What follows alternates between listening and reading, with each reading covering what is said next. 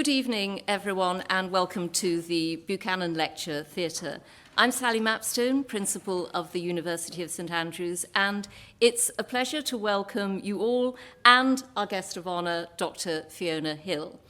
I will introduce Dr. Hill properly in just a moment, but let me first recognise that she joins us in St Andrews for our summer graduation session, as part of which Dr. Hill was just 2 or so hours ago awarded an honorary doctorate. So may I ask you all, first of all, to join with me by welcoming and congratulating Dr. Hill in proper St Andrews fashion.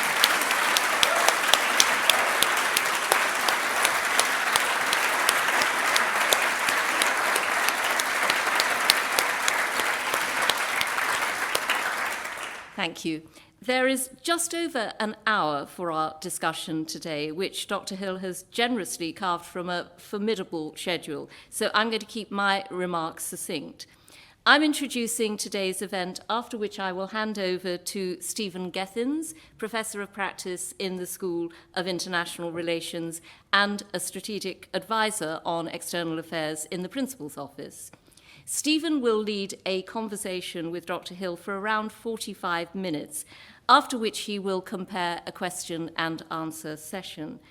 The event's being recorded for posterity and microphones are available, so please do wait a moment for a runner to reach you so that you can be properly heard if you are asking a question. There will be around 30 minutes for questions and we will try to get through as many as possible, but we must conclude at 6:15 so that Dr. Hill and I can return promptly to graduation formalities.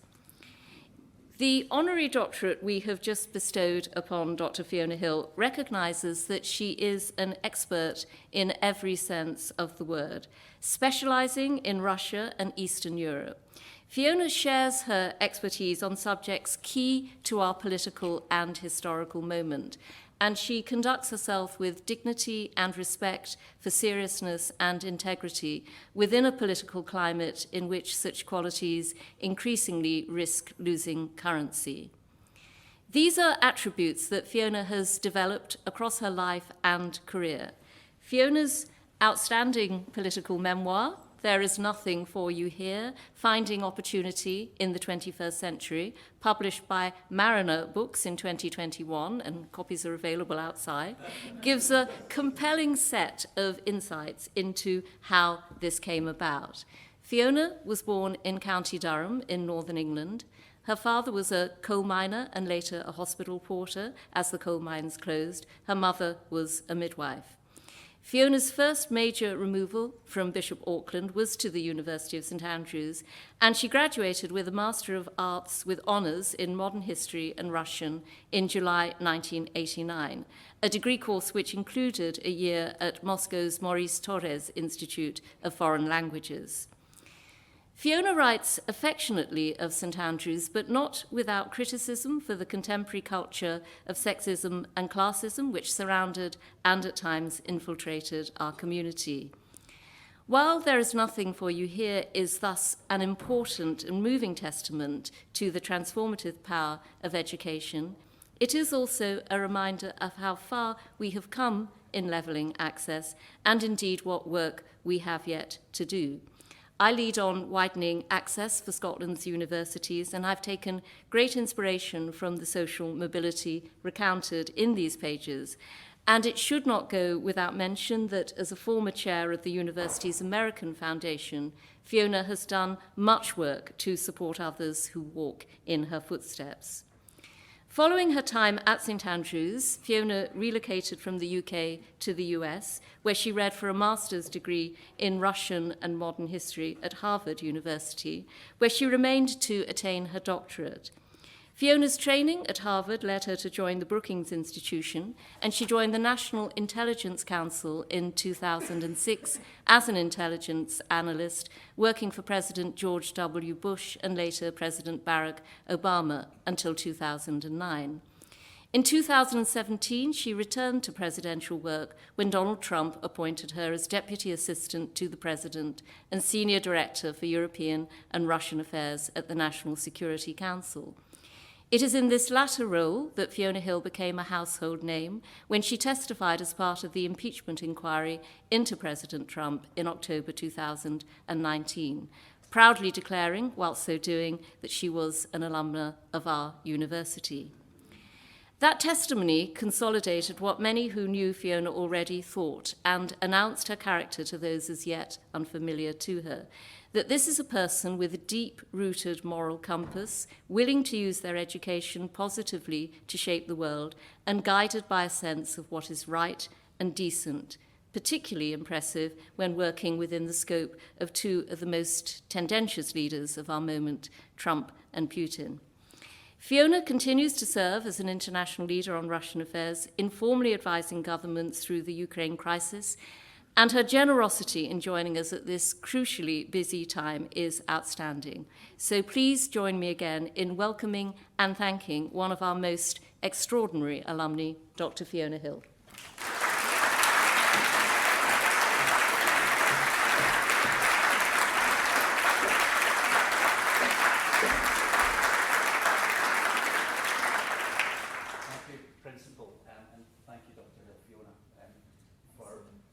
For joining us today, and thanks to all of you for coming along and listening to us today. I have to say it's so nice to be able to do these things in person again after we've done a number of these online. I will remind the audience that not only can you see us, but we can see you. So all those habits that you've picked up by watching these events on Team or Zoom or elsewhere will be noticed, not just by us, but by those around you. But thanks for coming along.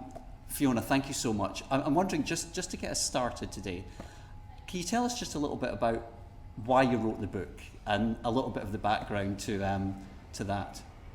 Well, some of the themes that I cover in the book, I've been thinking about obviously for a very long time. But really what prompted me to write the book was that experience in the first impeachment trial of Donald Trump. I had to explain myself in front of the panel of Congress about who I was, where I was from, why I was there. I mean, I'd been subpoenaed, actually, to give evidence at the first impeachment trial and the hearings. And as part of that, as Sally mentioned, I had given a little bit of a potted history about my background. Mm-hmm.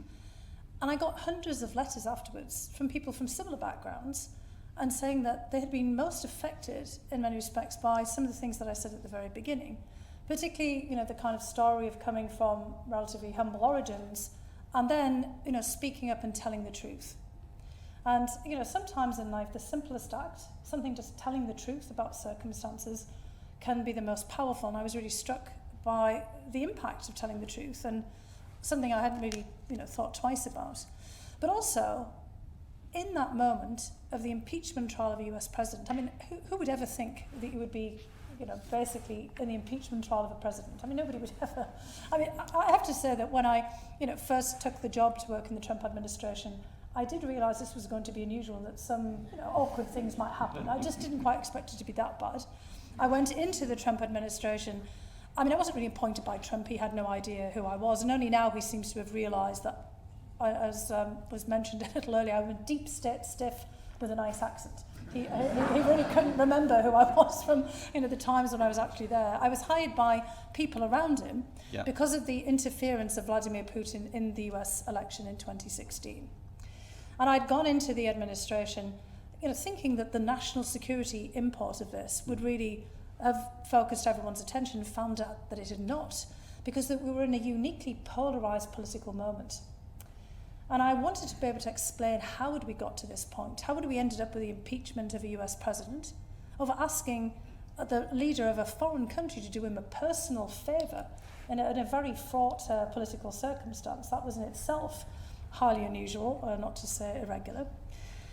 And I also was very much struck by the emergence of Trump on the political scene in 2016. Nobody expected him to be the candidate for the Republican Party. Nobody certainly expected him on the first glance to become the President of the United States.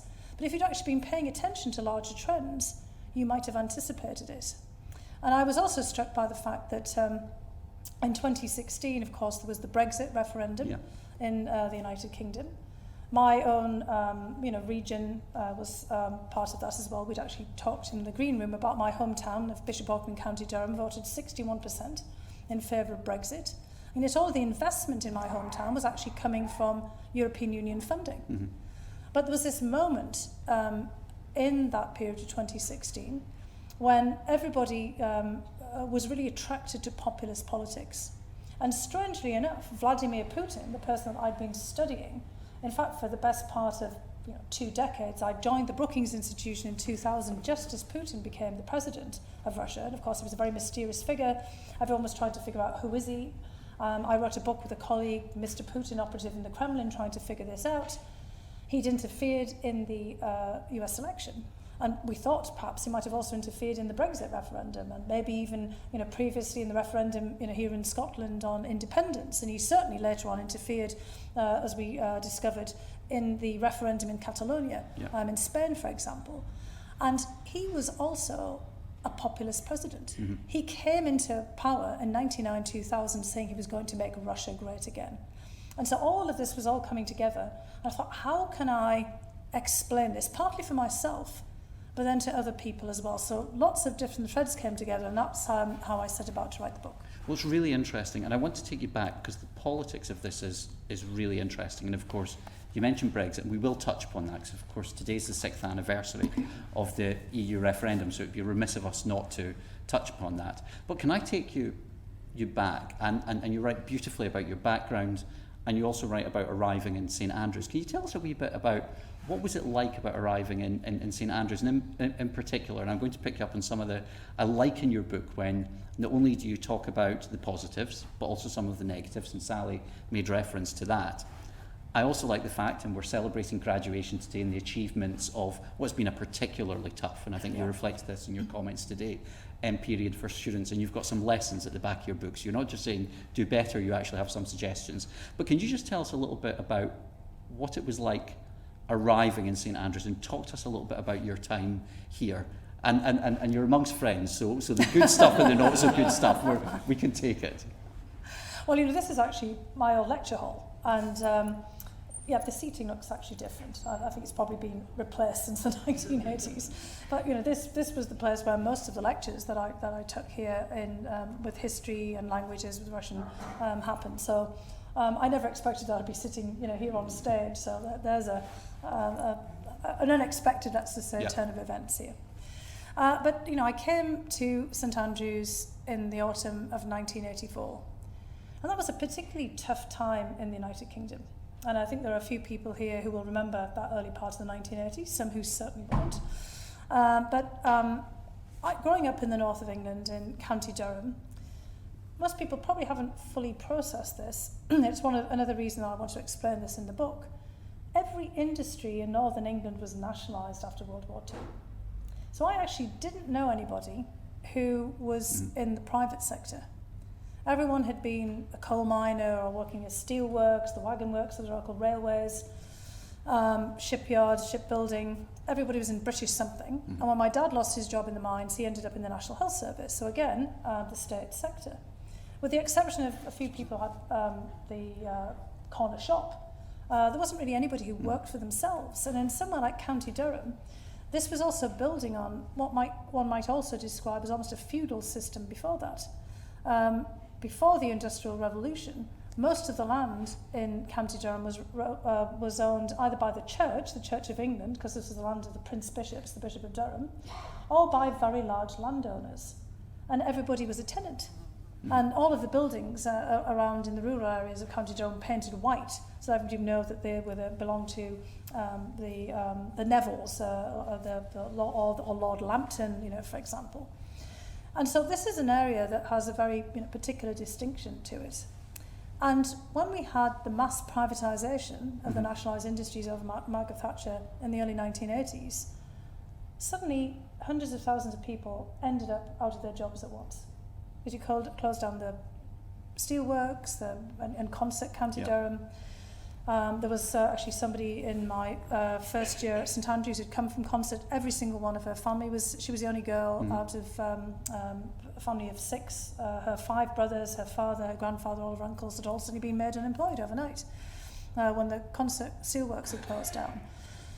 And in 1984, it was a 90% of people who left school in 1984 didn't necessarily have a job to go on to when they left. So there was a massive youth unemployment crisis. It didn't mean to say they wouldn't eventually get a job or an apprenticeship, but only 5 or 6% of people were going to university. I was very lucky that that was paid for, but coming to St Andrews then was a bit of a shock. It was a massive cultural shock because I'd never actually spent any time before with people from the private school system, people who worked for themselves or had businesses and were entrepreneurs, or in some cases were more than entrepreneurs. They were some of the titans of British industry, all members of the aristocracy. And it was just like being in an alien world at first. So I was quite struck, you used the term the infrastructure of opportunity, and it's something that applies in the United States and in the UK. And I suspect actually in Russia as well, increasingly with the gap between rich and poor. Can you tell us a little bit about what you mean by the infrastructure of opportunity and how that applied to students turning up in St Andrews, for example? Well, education is obviously a key part of that.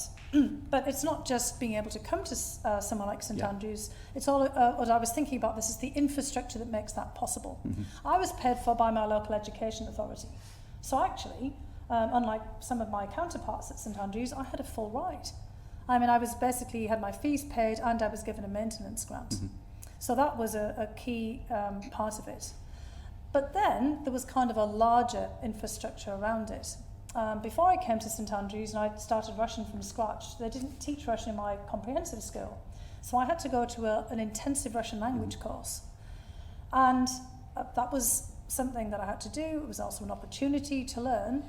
And Durham County Council paid the fees, but I didn't have the money to get there. I didn't have the train fare, and I didn't have the money to actually stay in the halls of residence or to eat. And so what would I do? What was the infrastructure that would make that possible? Because I'm sure for many of you here, you might have an opportunity you just can't take. It might be timing, but it might be circumstances. Sometimes, for many people, you just don't have the wherewithal to take advantage of an opportunity. There are so many people miss out on things because they actually can't afford a bus fare, they can't afford a train fare. And I got some money from the local Rotary Club, but I also got some money from the Durham Miners Association. And what I just want to mention, first of all, is in the old days, the associations for workers that were the precursors to the unions, it wasn't just about getting better conditions in the coal mines or the steelworks, for example. They also pulled together their resources to create their own infrastructure of opportunity. So someone like my father, who went down the mines at 14 and had no real formal education beyond 14, he would be able to avail himself of an infrastructure of opportunity that was created by the miners through their dues. They would have lectures, they would have reading circles. There were miners' art collectives, and some pretty famous artists emerged out of it, and writers. And in this case, the Durham Miners Association gave me a small grant so that I would be able to, as the child of a miner, that I would be able to go and take advantage of this opportunity. And as we now see around us, so many students today, it doesn't matter whether they're going to an elite university or even vocational apprenticeships, often that infrastructure of opportunity isn't there. It could be the transportation. How do you get from A to B? We've all had to contend with the train strike today. And if you don't have a car, a lot of people didn't have cars, and the bus service doesn't run extensively, that infrastructure has also been depleted. And so when we think about the university today, we have to think about all the ways, and I know that that's what St Andrews is doing, that can make it possible for someone to take advantage of the opportunity. And how did that contrast, having been, of course, this is the UK's #1 university, and then having gone to an elite university in the United States as well? How did St Andrews, in terms of your experiences here, compare to your experiences in the United States? Well, in the United States, and I mean, this is now something that St Andrews and other British universities are doing, there was a lot more private philanthropy. So I mean, here in Scotland, of course, the state guarantees everyone a university education, but that's difficult because then you have to cut your coat according to the cloth. So if funding goes down, then there isn't so much wherewithal there. That's one of the reasons why I joined the St Andrews American Foundation, to help to raise money for the university. Because at Harvard, for example, I got a scholarship to Harvard. It was kind of amazing. I mean, they paid for everything.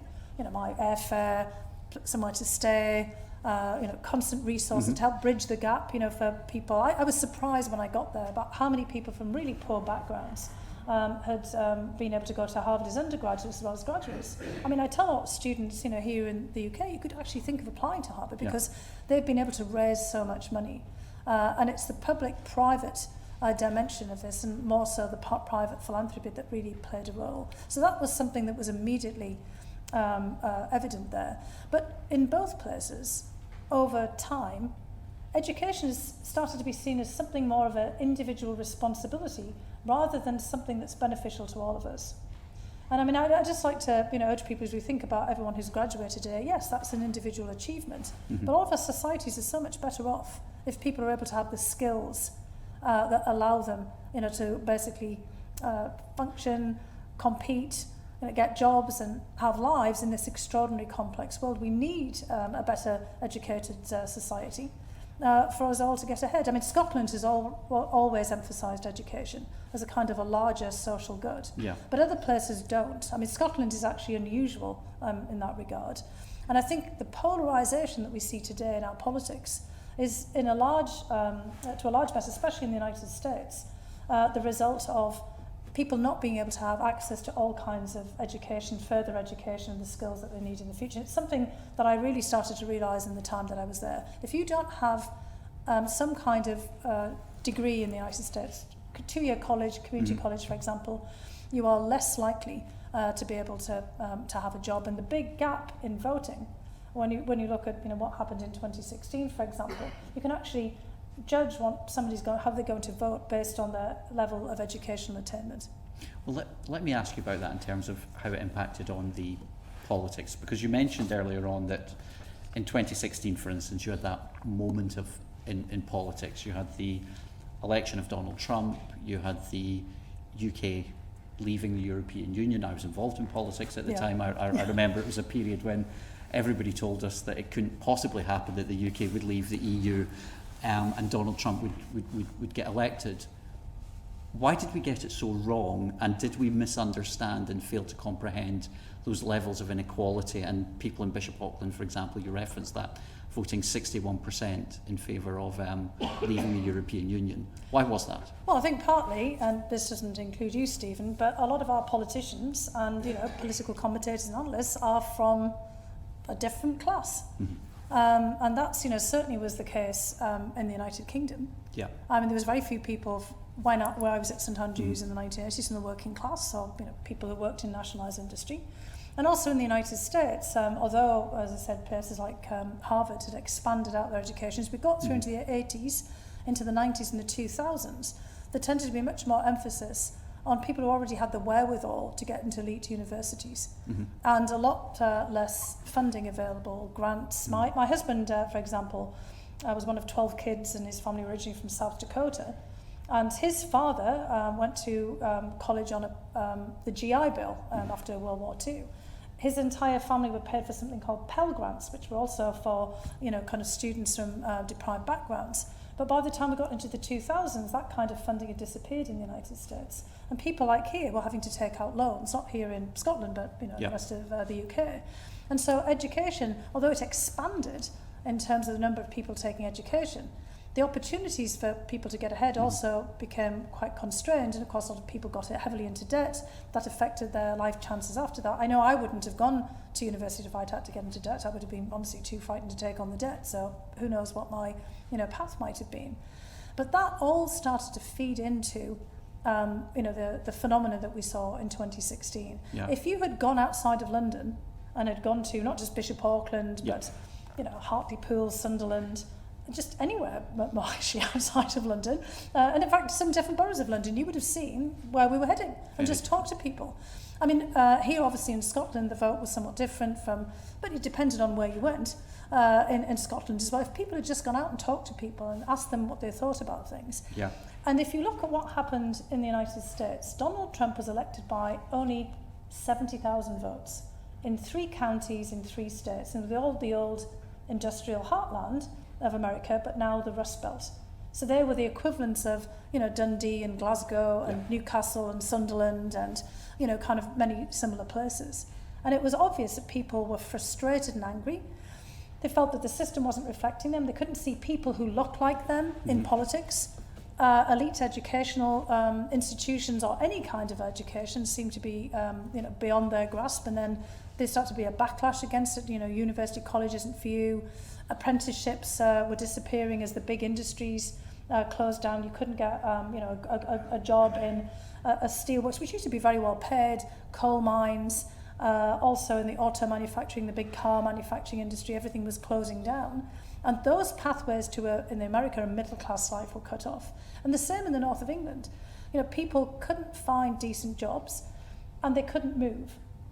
When I was growing up in the 80s, some people here might remember some of the TV series, Alpha Wiedersehen, Pet, and Boys from the Black Stuff, about people, workers from the north of England who lost their jobs and they went to work in Germany, they went down to work in London. With the expansion of basically free movement of labour in the EU, those jobs got cut off. Yeah. And so an awful lot of my classmates at school had become plumbers and electricians. They used to go down to London and, work, do some job for several weeks, and then they would come back and they'd made a decent amount of money. Then they got displaced by Poles and Bulgarians, and they started to feel really resentful because they were getting cut out. And nobody was obviously immigrating to the north of England because there wasn't any jobs there. But they were feeling that they were being cut out of those opportunities in the UK as well. So just to move on a little bit, I was really struck in your book where you draw similar themes in that regard between areas in the United Kingdom, such as the area in which you grew up, parts of the United States and the similarities. You talked about the part with the mining communities in places like Pennsylvania that you could have ended up in as a child. And you even mentioned, you talked about Russia, and I want to talk about Russia and the United States in just a moment as well. So can you tell us a little bit about, because of course everybody thinks that their own set of circumstances is very unique, but what I was really struck by in reading the book was how you draw that common thread, that this is something that Vladimir Putin, Donald Trump, and maybe, dare I say it, those who pursued vote leave in the United Kingdom found a rich vein of votes and support in these particular areas. Can you talk to us a little bit about that? Yeah, all of these areas that provided the kind of base of support for some of this phenomenon are very similar. They're all the old, heavy industrial regions. And I could have written about Germany and France as well. You have in Germany the rise of Alternative for Deutschland, for example, in the East, which obviously, found itself the kind of the stepchild of Germany after unification. Similarly, the large industries there closed down. In France, you've got the urban-rural divide. You've had the Yellow Vest movement. For example, the communists got displaced later on by the nationalists around Marine Le Pen. It could have been in many of the other settings as well. I picked those three countries because I could write about them most effectively. But what's really fascinating when you look at Russia is that Vladimir Putin's base of support is largely in the old industrial areas, the old tank factories, industrial complex in the Urals, the Volga region, for example. It's not in Moscow and the cities. He himself comes from hardscrabble background, and he always presents himself as, it's harder to do that now, but a worker, a man of the people, and always making that appeal to the same groups. But there is a real link between all of these places, just structurally, which is counterintuitive unless you actually think about it from the bottom up. When I went to the Soviet Union for the first time in 1988, I was struck by how similar it was to the northeast of England. Remember, the northeast of England, everything was nationalised. Well, of course, the Soviet Union, everything was nationalised. So, this is the land of workers and peasants and coal miners. And I found myself workers' aristocracy, whereas in Britain, we were all on our last legs. It was also that the Soviet system was failing by this point, just as in the north of England, the economy had failed too. Now, slightly different reasons. In the north of England, we had no demand, so all the shops were closed. In the Soviet Union, there was lots of demand, but there was no supply, so all the shops were empty. They weren't closed, but they were empty. But there was the same then phenomenon in the 1990s. In the 1990s, after the collapse of the Soviet Union, there was mass privatisation, shock therapy, and it was really a shock. And suddenly, everything really did start to look like the northeast of England. Demand collapsed, people were out of their jobs, there was a great deal of resentment, people felt a massive sense of dislocation. And when I came to the United States in 1989, I was shocked to see the same thing happening there as well, because I landed up, yes, in Harvard, but Harvard was surrounded by all these suburbs of Boston, which had also lost or starting to lose their big manufacturing sectors as well. Their factories were all closing down. And around Harvard was the same kind of urban decay and post-industrial landscape that I'd seen at home.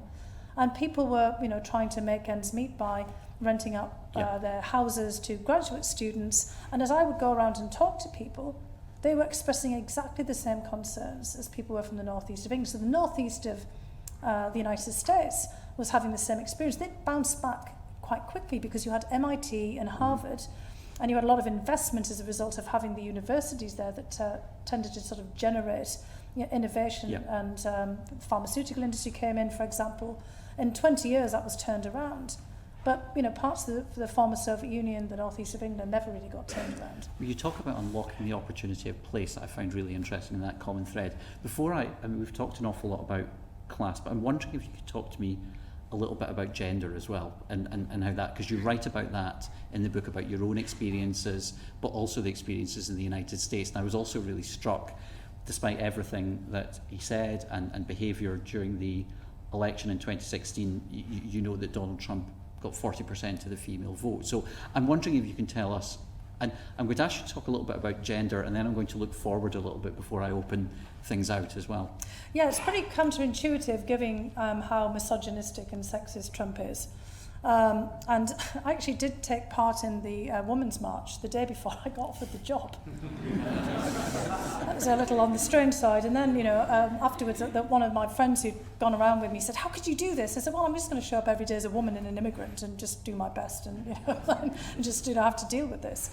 But, I think when you really start to look at and pass that vote, there are an awful lot of people who do feel themselves left out of the system, and Trump was that kind of white-knuckle champion who was just, in there blowing the place up, and that was quite appealing to quite a lot of people. And you've actually seen that a lot of the, some of the women who are members of, the kind of the Republican Party now, who are, the most vociferous, have that same kind of attitude as well. I'm thinking of people like Marjorie Taylor Greene, who I'm sure everyone here has heard of as well, kind of emulating the same kind of style. But for gender, itself, another of the reasons that I decided to write about that, obviously I had a particular experience in the United Kingdom, but it was really overlaid by that sort of sense of class, which really tended to predominate. But when I got to the United States, the kind of class distinctions in the US disappeared because race really subsumes that there. Of course, And I was instantly given a pass as a white British person. They couldn't tell my accent, they couldn't tell the class. Somebody actually thought, they could say, "Well, you sound like the Queen." I was like, "I actually do not sound like the Queen." I think you described it, you were told you had a hoity-toity accent. Yeah, I was at one point I said, "No, you have a hoity-toity Prince Andrew accent." I was like, "Oh." It's not quite the compliment maybe it once was. I was looking for, no. But immediately being a woman became the thing. And especially when I went to Russia, where that, as soon as the Soviet Union ended, all the quotas on women, being evident, disappeared completely.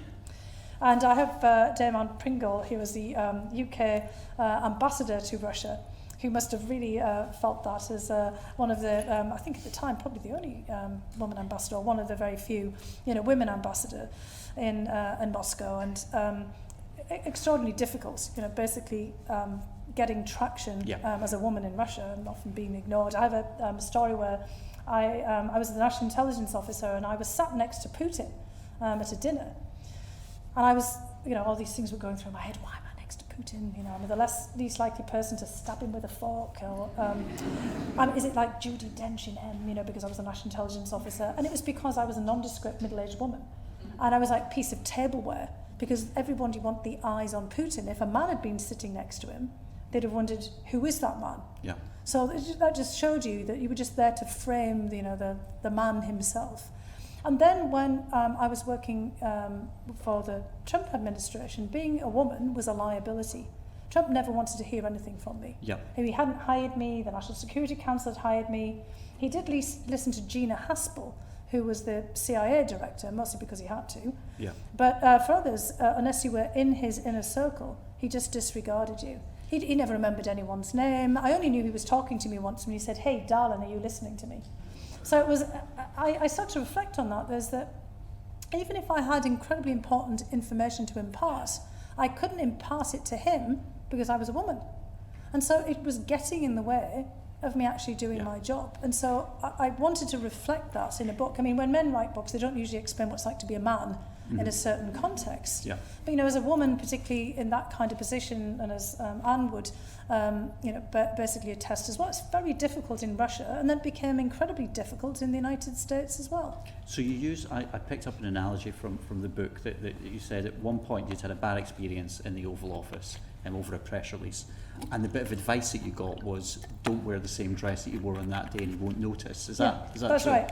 Yeah, because they said to me, he notices dresses, which I thought was strange. So, you could just kind of come every moment, every day in a new dress, and you'll just be reintroduced.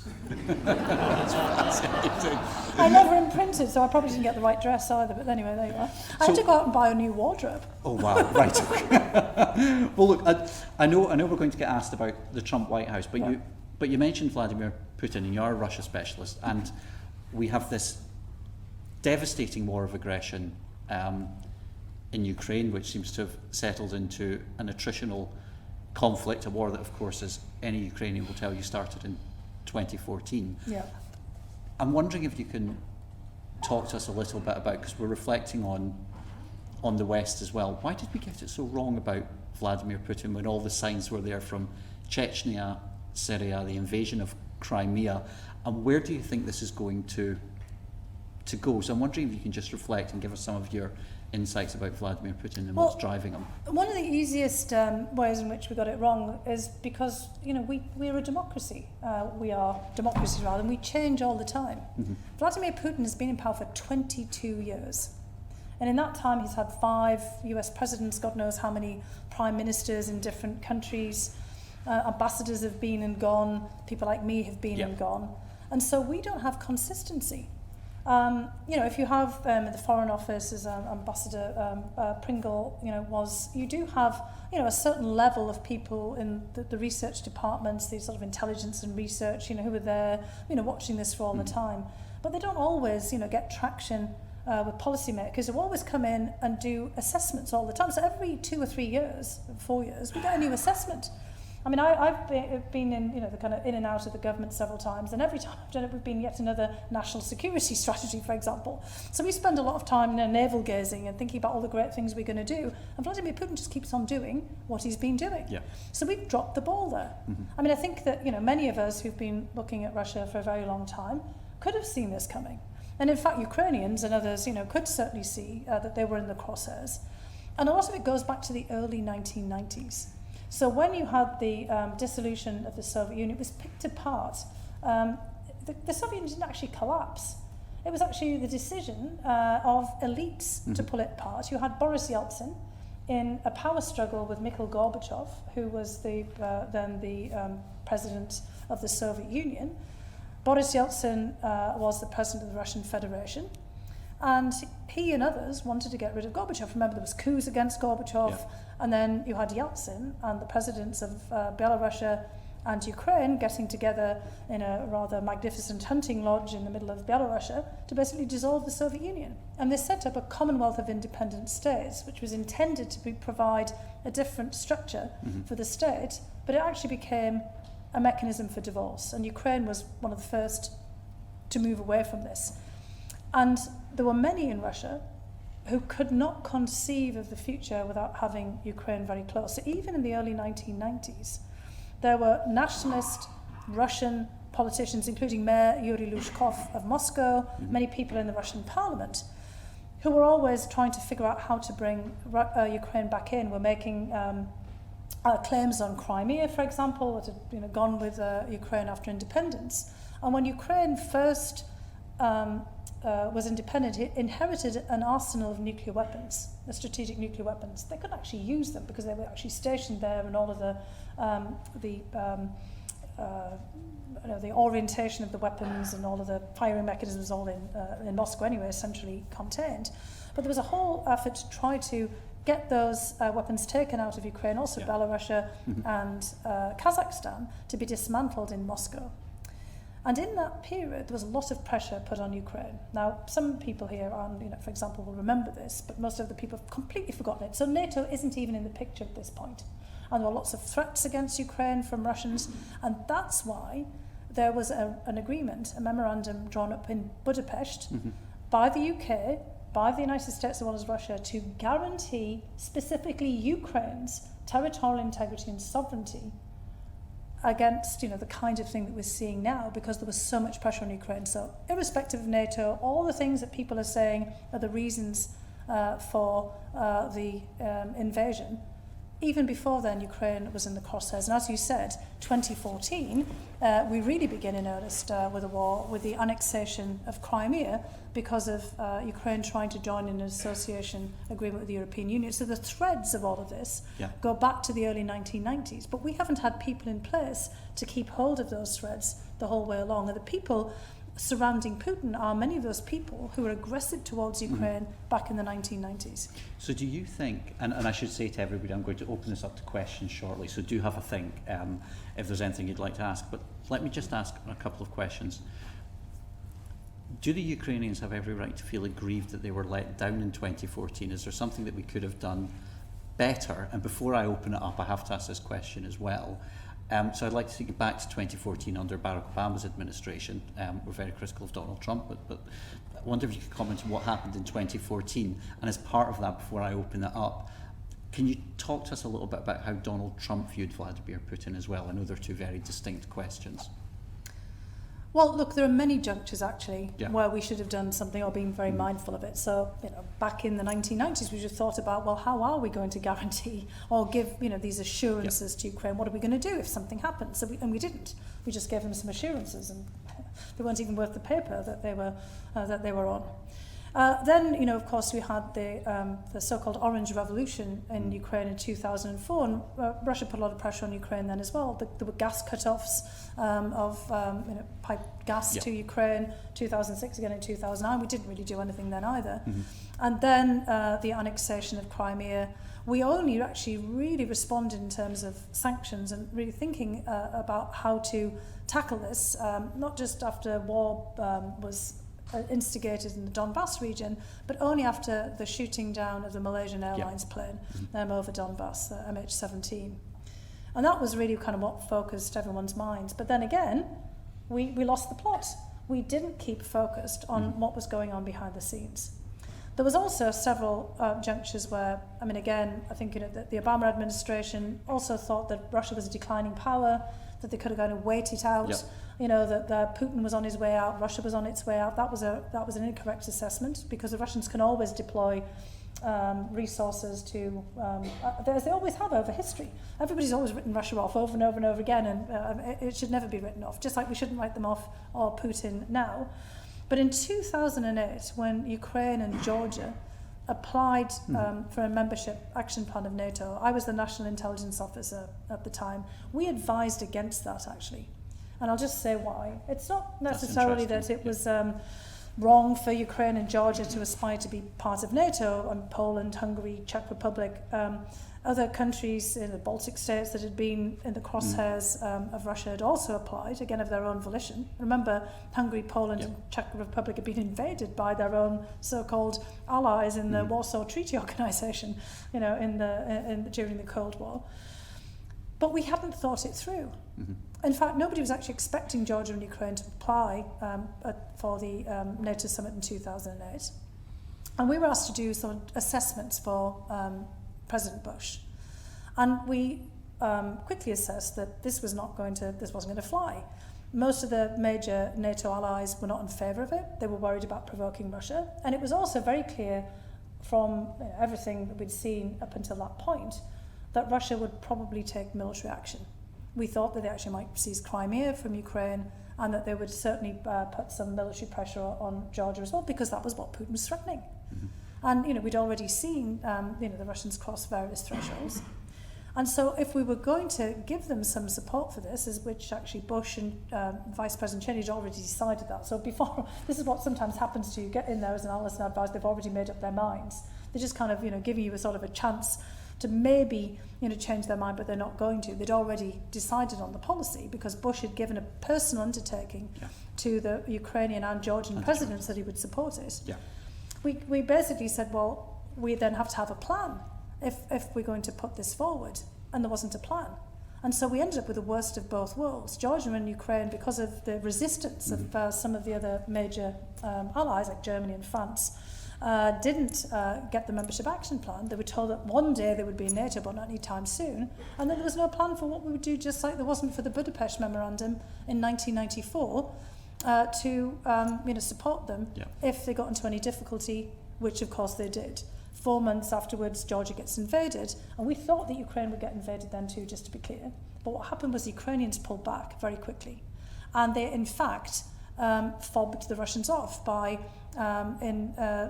re-signing a lease for the Black Sea Fleet, so that the Russians could have a longer-term lease for the Black Sea Fleet there. And so it's really then, kind of after that we start to get into the process that we have now, that starts to become predictable if you start to think back to those points and to those different junctures. We should have been very attentive to all the threats towards Ukraine, and then thinking through what were we going to do about it. So right back in 2008 in that war. There's different, and I could have probably picked other junctures as well. Of course, there's lots of different junctures where we should have been more, but the bottom line is we should have been attentive the whole way through. And because of the fact that we don't have people in power for 22 years, some people might want to be in power for 22 years, but all of us change all the time. We can't keep the thread going. Yeah, no, it's democracy, and people lose sometimes, as I can attest. Now, we've covered so many areas, but I'm so keen that we open this up a wee bit to questions. We have colleagues with microphones on the left and the right, and we've even got a microphone upstairs. So I'm wondering if we've got anybody who'd like to ask a question. And I'll go. We've got a gentleman in the centre there, but if everybody would like to put and then we've got somebody else here. So, well, first gentleman, but please feel free, everybody, to put your hands up, and I'll try and keep an eye on as many as I can. Thanks. That was wonderful. I've got lots of questions about Russia, but I'll cut them down to about 3 questions. Maybe. Firstly, do you not think that the memorandum in 1994 in Budapest may have been a mistake in respect that there were parts of the Ukraine that was originally part of Russia, and that would have caused the problem that has arisen? And secondly, Mikhail Gorbachev, what does he really think of Vladimir Putin? Has he come out with any comments in the press in Russia? And thirdly, because I'm particularly interested in Hungary as well, has there been any comments by Viktor Orban about the situation in Ukraine and Russia? Okay, that's quite a lot, Fiona. Well, you're answering the questions because I don't have to. Mikhail Gorbachev has been very cautious about Putin. He's in a very difficult position, Gorbachev, because from the perspective of people like Putin, he's the guy who lost the Soviet Union. And yes, he's still with us. In fact, he really is still with us, right? I haven't missed anything in the last couple of days. It is kind of amazing because, he's really getting on there. 91? And he is in his 90s, and he's not been in the best of health. And he's managed to keep a degree of moral integrity. He's not the most popular person in Russia because of all of that history, but he's had his own foundation. And Putin has largely left him alone, precisely because he's been very careful about what he said. But I think, we can all be fairly sure from behind the scenes that he's not happy. And it's certainly the Yeltsin family have actually been more outspoken, being quite cautious, that they really feel that, Boris Yeltsin had not made the best decision in terms of his choice of successor. This is one of those instances you were asking about the drivers before, and the personality of Putin, where leadership really matters. If we all had an argument about does leadership make a difference, well, we can really see it, because Putin made that decision to invade Ukraine. He didn't have to. And that actually leads me to both the Hungary question and your first point. So we're sitting in Scotland, right?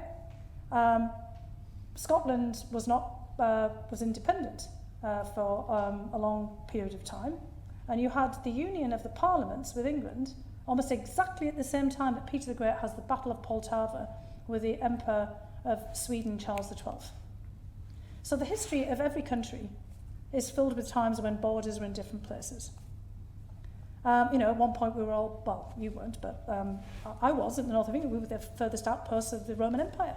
Hadrian's Wall was just about 30 miles away from, where I lived. At different points, the Scottish border was backwards and forwards. And, India was part of the British Empire at different points, and Ireland. I often tell people that just have a kind of mental exercise here. What Putin is doing in Ukraine is if, Britain decided, or the United Kingdom decided it wanted Ireland back again. I mean, Ireland and the lands of Ireland were part of British domain far longer than parts of Ukraine were part of Russia. Now, Putin keeps taking us back to all kinds of different points in history. He'll take us to 988 when Grand Prince Vladimir of Kiev was purportedly baptized in a place called Hersones in Crimea. That was 988. But, the Rurikid dynasty, the Rus, they were actually a bunch of Vikings. So maybe, the Danes and the Swedes, the Swedes had a claim to part of that territory. The Battle of Poltava, when King Charles XII of Sweden is kind of pushed back, he ends up in the Ottoman lands. The whole southern part of Ukraine was under the Ottoman Empire for a whole bunch of time, including Crimea. And, part of the population of Crimea are Tatars, who are actually Turks. So I think it's really difficult to kind of pick your time in history. Calais was once part of England. I remember actually in history hearing that Mary I died with Calais engraved on her heart. I thought maybe that's why she died, engraving Calais on her heart. I was about 8 at the time, thinking that was a bit silly. And why was Calais engraved on her heart? Well, I mean, again, I always thought that Calais was just another port that you took a ferry to, in France. So if you basically start down that path, we all get ourselves into problems. This is where Hungary comes in as well, because Viktor Orbán, as a Hungarian irredentist, he thinks about the Austro-Hungarian Empire, the Hungarian bit of it. And he's made all kinds of claims, including to parts of Transylvania and Romania, and also to the region of Uzhgorod in Ukraine, where you have Hungarian speakers. And when Viktor Orbán is not my favourite person, you'll find out in the book. And when he came to the White House, he and his foreign minister started telling the vice president about the genocide of Hungarian people in Ukraine. There's no genocide of Hungarian speakers in Ukraine, but he also wanted to give Ukrainian Hungarian speakers Hungarian passports. So everybody's playing out, these old imperial thinking. And look, one of the motivations behind Brexit was, as you said, we've got the 6th anniversary, was to get global Britain back again. Go back to a golden age. It was the golden age of Elizabeth I, or what golden age are we going back to? Or Queen Victoria? What is the implication of all of this? And this is Putin is basically, and he told us in a recent interview, that he sees himself as Peter the Great. He's collecting lands. And so this is the danger that we have now, because the lands that Peter the Great pushed Charles XII out of also include Poland, the Baltic states, and Finland. So I don't have the benefit of little marigolds, unfortunately, at the moment, as we've been getting used to. So what I'm going to try and do is get people to catch my attention, and I'm going to ration you to one question each as well. And we've got a young gentleman just in the middle. Can you put your hand right up so that we can see you with them? That's great. And others, please try and catch my eye as well. First of all, thanks so much for being here. This has been great. One quick question: how is it to be back in St. Andrews? Several of us are just graduating now and having a lovely time. More importantly, you've said that Putin would willingly use nuclear weapons, and my impression, obviously I'm no expert, but my impression is that save for some small pockets, we're not really speaking about nukes anymore. So how should we be thinking about this issue in the next 5-10 years? Thank you. Well, first of all, it's just great to be back in St Andrews, and congratulations to everybody who's graduated. I'm really pleased, basically to be here. And again, it's actually really strange to be sitting up here. I was usually sitting somewhere down there, trying not to be in the front, because I usually fall asleep in the early morning lectures. I'm sure everybody had that as well. I once came in with my overcoat of my pyjamas because I completely slept through the first class. So anyway, it's nice to be actually up here fully dressed and kind of awake for now. But in terms of Putin, he's already in a way used nuclear weapons, right, rhetorically. I mean, in a way that we wouldn't have even expected back in the 1980s. I mean, when I started studying Russian, it was the peak of the Cold War. Lucas Air Force Base was incredibly active. Every 5 minutes, it seemed there was a plane taking off to intercept a plane coming out of, I could see Rebecca and another friend from the Russian class down here, and Gavin, who were our first arts Russian. And we were always looking out the window as another plane would take off to intercept, basically a fighter jet coming up from Moscow somewhere over the North Sea. And at that point, we were thinking about this in a very sort of set piece. We had the Euro missiles crisis, that was the backdrop to us studying here. We'd had the Cuban Missile Crisis, but in each case, those risks of nuclear war were over the stationing of new categories of nuclear weapons, either in the case of the Cuban Missile Crisis in Turkey, and then the Soviets threatening to place them in Cuba, or in the Euro missiles crisis, SS-20 and Pershing missiles in Europe. So it was something that was kind of explicable in the larger nuclear standoff. Putin is doing something inexplicable by actually talking about using a nuclear weapon because he's not getting his way in Ukraine. He's also messed around already with nuclear substances. Think about the assassination of Alexander Litvinenko with polonium in London. I mean, we all knew that could only be the Russians. And this is, a radiological substance. And he turned Alexander Litvinenko into a dirty bomb. And then there's going through the Chernobyl exclusion zone. The rest of us, kind of here, we got irradiated here in St Andrews in 1986. The plume of radioactive material came right over here. We had to take iodine tablets for a while. The milk couldn't be drunk. Some of the local farmers had to slaughter their sheep. I was at school near here. Yeah, we had the same thing exactly. with our kids. Yeah. And I remember it poured with rain. We were all outside with our umbrellas saying, these nuclear umbrellas, and this is, it was really terrifying.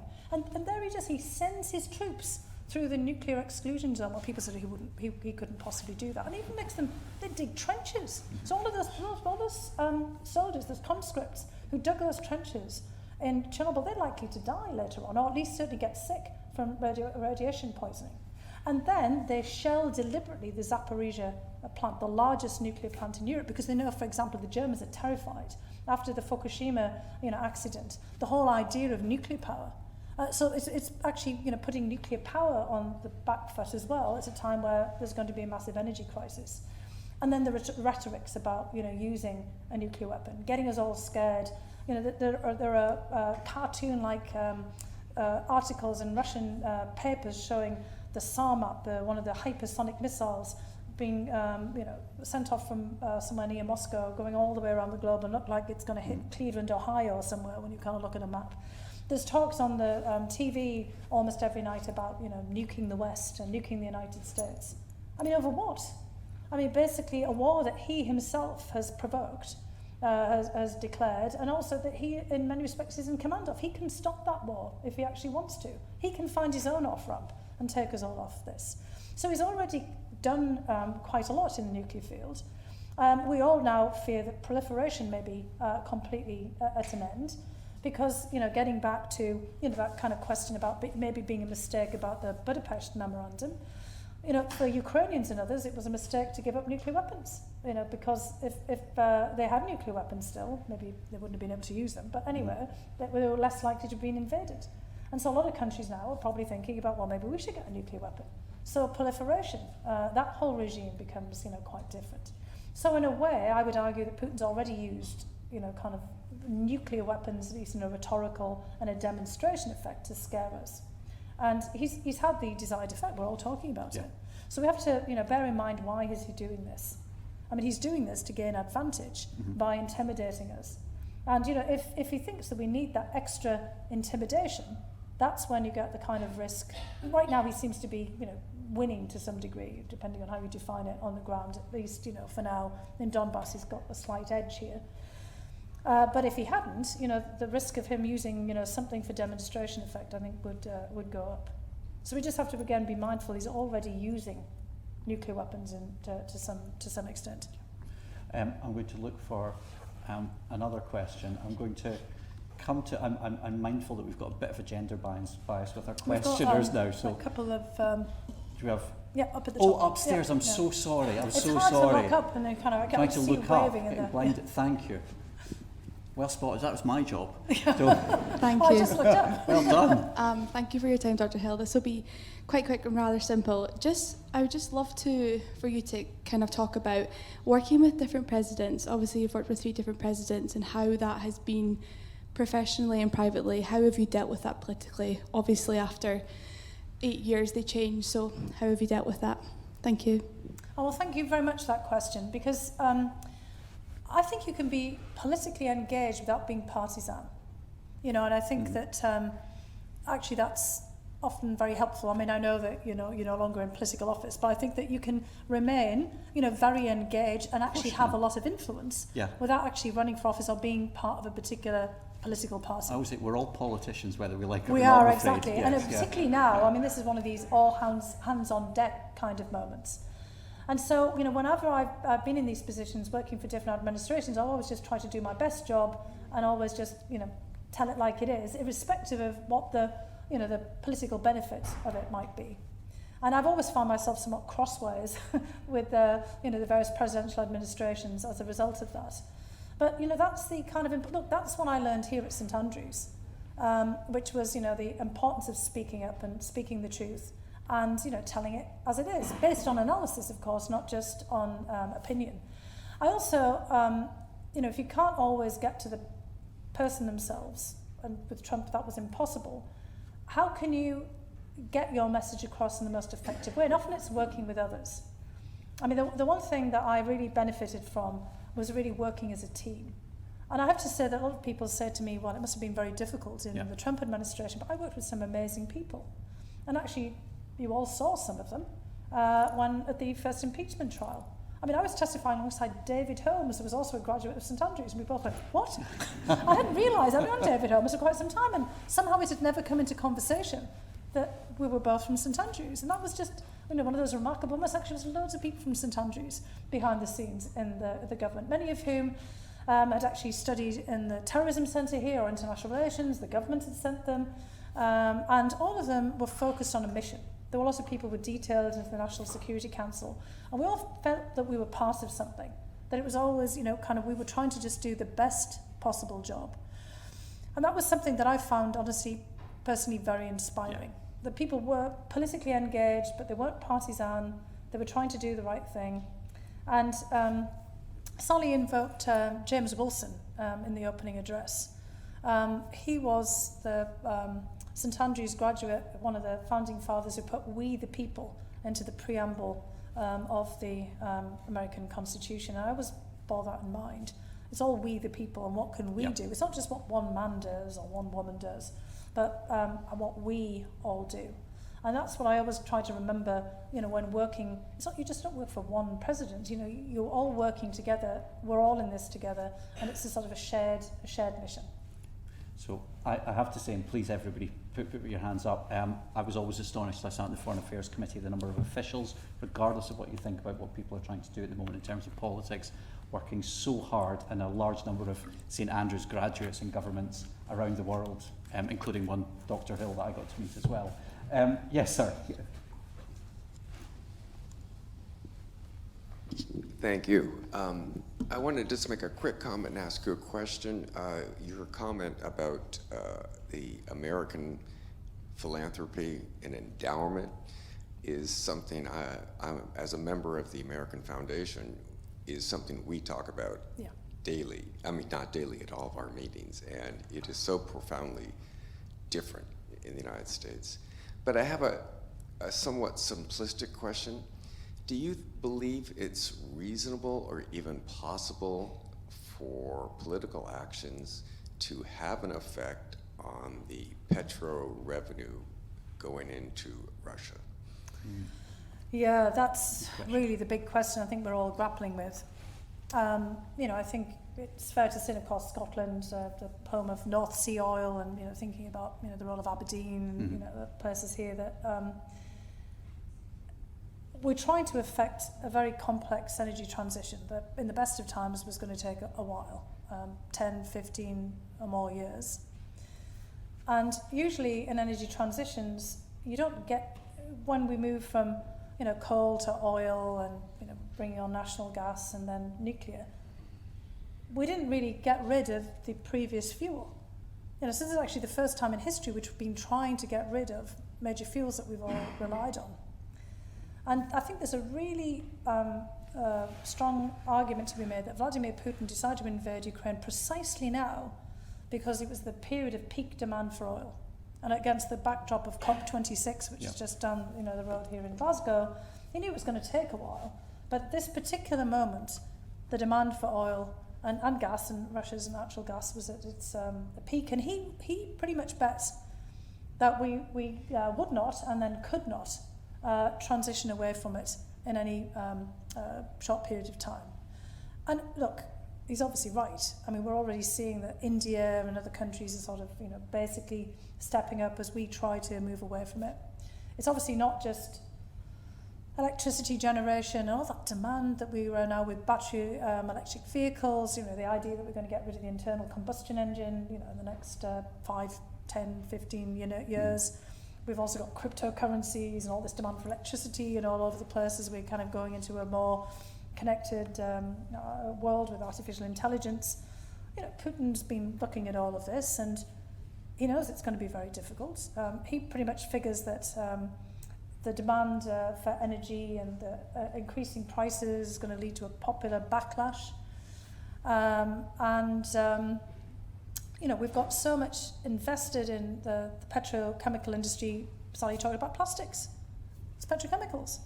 I think it was an incredibly important point. I'm sitting here, we've got a plastic bottle, we've got a plastic cup. I'm sure my clothes are plastic. The chair is plastic, the table.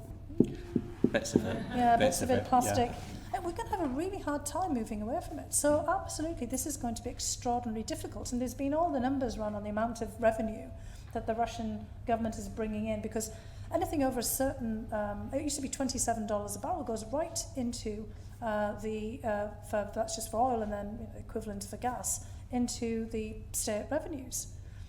And that's why, of course, if Putin pushes everybody into buying in rubles, that makes the state flush with cash for paying its own bills internally. The big thing for Russia actually on sanctions is sanctions on other kind of components. So oil and gas, we may be fighting a bit of a losing battle for some time here, unless we all work very hard with other countries to push back on purchases from Russia, and then we've got to deal with prices anyway with demand, because we can't change quickly. But it's really where I think Russia's going to be most impacted is on the critical components for their technology. We're already seeing in the military sphere, for example, that they don't have the circuits, they don't have the replacement parts. They're going to have to cannibalise aircraft and tanks and everything. But that's also going to take a bit of time for that to kick in. So I think we're in a very dangerous moment right now, where with rising prices for energy, all of the knock-on effects here, the difficulties of us trying to kind of figure out how we transition, food prices, obviously commodities of all kinds. This is going to be tough, and we have to be honest about it. We have to keep talking about it, and we can't, I think, just brush this aside. I think this is the biggest challenge that we actually face. So more innovation from St Andrews. Was all those Masters of Science graduating today. I hope you're into the post petroleum plus plastics world, but we probably can't move fast enough. Okay, so I'm going to take the prerogative of chair because we're almost at time now, and I'm going to ask you, Fiona, in less than a minute, because we don't have much time. Oh gosh, yes. You saw a lot of really impressive graduates going out into the world today who are facing unprecedented challenges that we've covered: Russia, emerging from the post-pandemic, cost of living crisis, economy, inequalities, and of course the climate emergency. What's your final message for those graduates going out today? You've got a minute, source it out. I've got a couple of graduates up there, Chris and Leah, who I kind of know well. There's Stella, who's about to graduate eventually up there as well, who I know have all been thinking about these issues actually out in their jobs, as well as here at St Andrews. St Andrews is already doing a lot, thinking about biomass plant and everything that you're doing here. This is what we need. We need everybody, all hands on deck, to start thinking about it in the networks. I would just urge all of the graduates, not just the Masters of Science, who obviously might have some of the technological capabilities doing this, but everybody to get in on this. Yeah. Starting to think about what we can all do. We could stop, kind of using plastics. Start thinking about just in ourselves buying less clothes. Mm-hmm. He's looking at my daughter down there as well. And you know, kind of thinking about what we can do. But banding together is the only way that we can do this. And let's not wait for people to do it on top, because it is such a tough question, as you've pointed out here. We're going to all have to start thinking about how we can do things from the grassroots. But we all have agency, and we all have a lot of capacity. And it's really in universities and the networks that we're creating here that we can take things forward. Do you think liberal democracy is fit for it? We have to make it fit for it. I mean, I think we've all put ourselves on notice, right, that we know that there's a lot of problems, but we can also, as I said, roll up our sleeves, we've got shorter sleeves on here, and figure out what we can do. I mean, partly, you know, writing the book was a challenge to myself, because I started thinking, well, what could I do, you know, out of this?